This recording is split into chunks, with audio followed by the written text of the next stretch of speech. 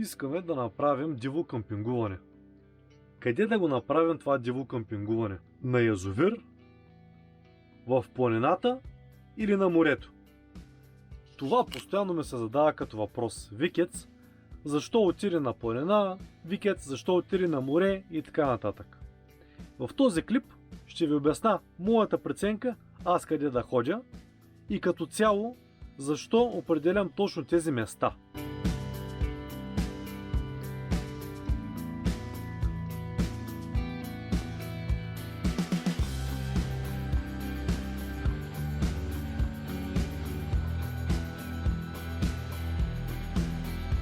Здравейте, приятели! Време е за новото видео.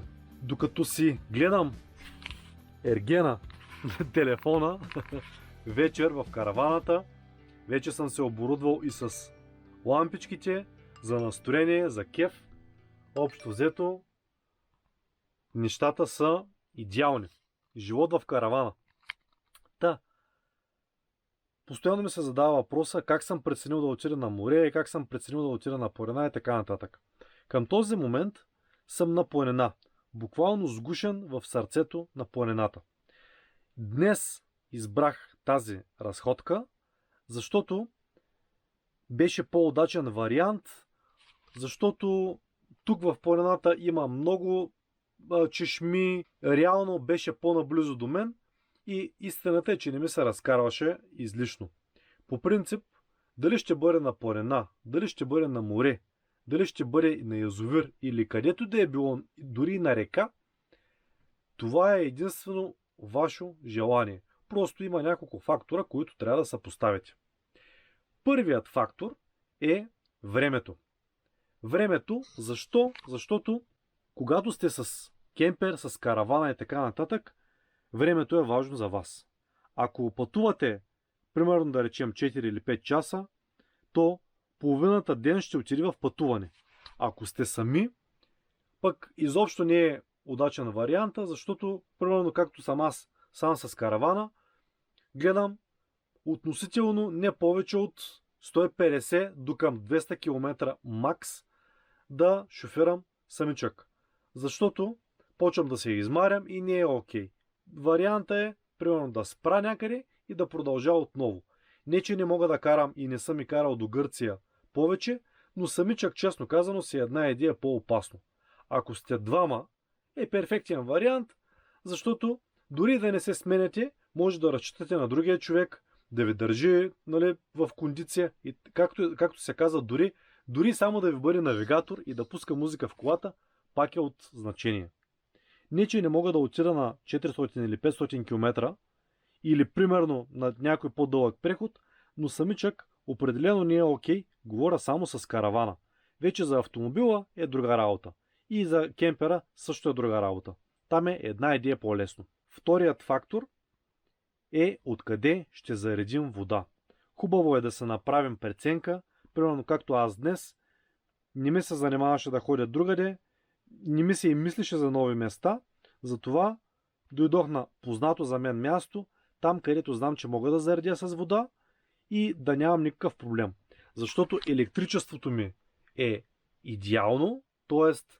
имам електричество, когато има слънце, колкото искаш, и когато е светло дори, колкото искаш електричество, а водата е ограничен източник. Т.е. ако отидеш на някое място, където няма вода, в случаят аз имам 150 литра вода. Т.е. аз съм ограничен до тези литри. Когато тръгне да свършва водата, ти трябва да отидеш на друго място, на друг водоизточник и така нататък. Нали, може да се напълниш и от бензиностанция, ако ти разрешат, но там вече е друг отделен въпрос. Може да се напълниш и от някой друг човек, ако ти разреши от неговият имот, но пак казвам, това са отделни фактори. Да се дойдем на думата. Планина, море и така нататък. Най-доброто време за планина е може би май, юни, юли и тем подобните тип, когато стане една идея по-топло. Защото винаги в планината е една идея по-студено. Сега е април месец и действително през дена е окей, но вечерта си е студено. Трябва си печица, такава печица, и да няма как. Без печка не става и даже с печка пак нали, трябва да си нали, една идея по-облечен. Тоест, планината винаги е една идея по-студено. Колкото по-нагоре се качвате, една идея по-студено. Затова топлите месеци, горещите месеци, по-добрият вариант тогава е да ходите на планина, защото има повече сянка и така нататък. Сега ще кажете, Вики, смени топлите месеци на море.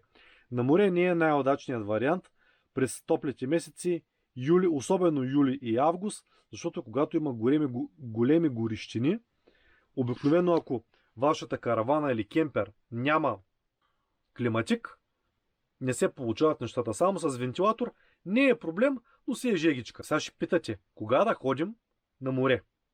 На море, мое лично мнение, перфектните месеци за море с каравана и кемпер са юни и септември или октомври.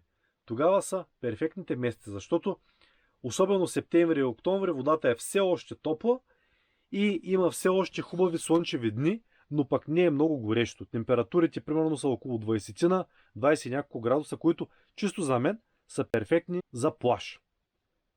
Това е мое лично мнение. Иначе река, язовир, абсолютно няма никакво значение. Въпросът е на вас да ви харесва.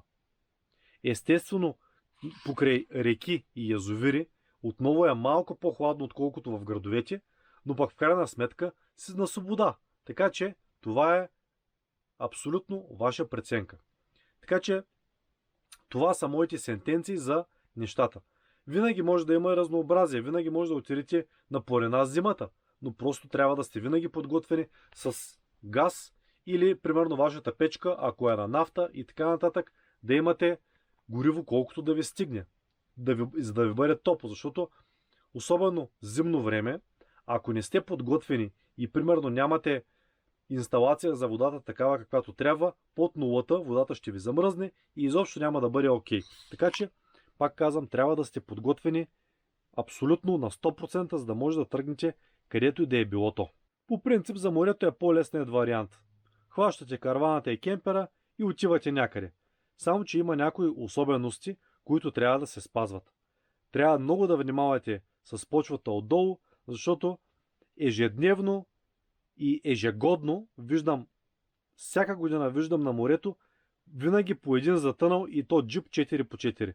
Така че много трябва да се внимава с пясъка и тем подобните неща. А и истината е, че по морето вече навсякъде се пренасели от каравани, кемпери и диви плажуващи точно в разгара на сезона. Затова пак казвам, моята логика е горещите месеци да се ходи на планина, а една идея по-хладните месеци да се ходи на море. Малко завъртяна история, но пък това е моята идея и по този начин няма да има никой покрай вас. Време е да продължа да гледам Ергена и да се радвам на обстановката и на живота в каравана. За поредния път го повтарям. Никога преди не съм мислил, че ще мога да имам перфектния живот в каравана. Но, хайде сега, стига сме се хвалили. Време е да си починем малко. Но пък, важното е да се почуваме. Не е важно къде се намираме, важното е да ни харесва на нас, да го искаме истински и наистина да се почуваме, да успеем да релаксираме, защото само релакса носи прогрес. Това е истината. И още едно важно допълнение, което изобщо не е за пренебрегване. Трябва задължително да гледате прогнозата за времето. Гледате точно преди да тръгнете какво ще бъде времето през дните, които сте там.